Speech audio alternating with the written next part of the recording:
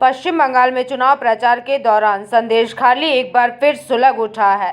संदेशखाली के सरबेरिया स्थित 51 number booth, जो कि शेख शाहजहां का अपना बूथ माना जाता है, वहां बीजेपी कार्यकर्ताओं पर हमले का गंभीर आरोप लगा है। इस घटना के बाद इलाके में भारी तनाव व्याप्त हो गया और सोशल मीडिया पर इस हमले का एक वीडियो भी तेजी से वायरल हो रहा है। मिली जानकारी के अनुसार शनिवार को भाजपा के कुछ कार्यकर्ता सरबेरिया इलाके में पार्टी के झंडे लगाने गए थे।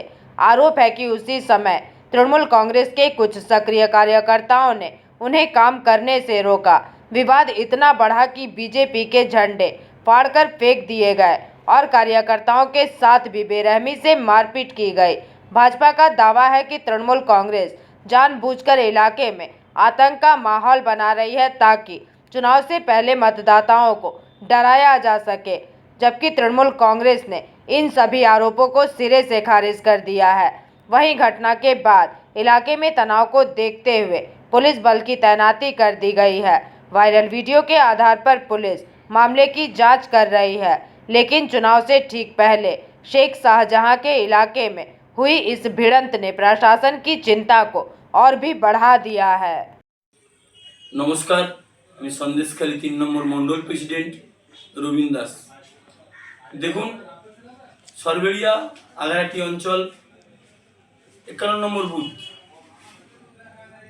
শাহজাহান শেখ, আপনারা সবাই জানেন, টিএমসি সমাজ বিরোধী। সেই বুথে আমাদের কর্মীরা, বিজেপি কর্মীরা ফ্ল্যাগ পেট্রোল লাগাচ্ছিল। সেই সময় টিএমসির সমাজ বিরোধীরা কি আমাদের কর্মীদের মারধর করে এবং ফ্ল্যাগ পেস্টন ছিঁড়ে ফেলে দেয়। তাদের বাড়িতে গিয়ে অকথ্য ভাষায় মহিলাদের গালিগালাজ করে।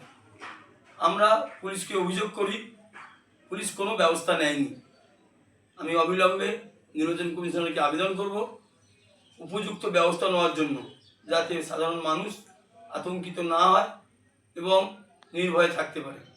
ধন্যবাদ। দেখুন, বঙ্গ বিজেপি গোষ্ঠীদ্বন্দ্বে জেরবার, টপ টু বটম এই একই সমস্যা সর্বত্র। আর সন্দেশখালিতে এটা তো নতুন নয়, এটা পুরানো বিষয়। তাই পতাকা ছিঁড়ে দেওয়া, খুলে দেওয়া, না লাগানো, এই ধরনের অভিযোগ তৃণমূল কংগ্রেসের নেতাকর্মীদের করার কোনো প্রয়োজনই নেই।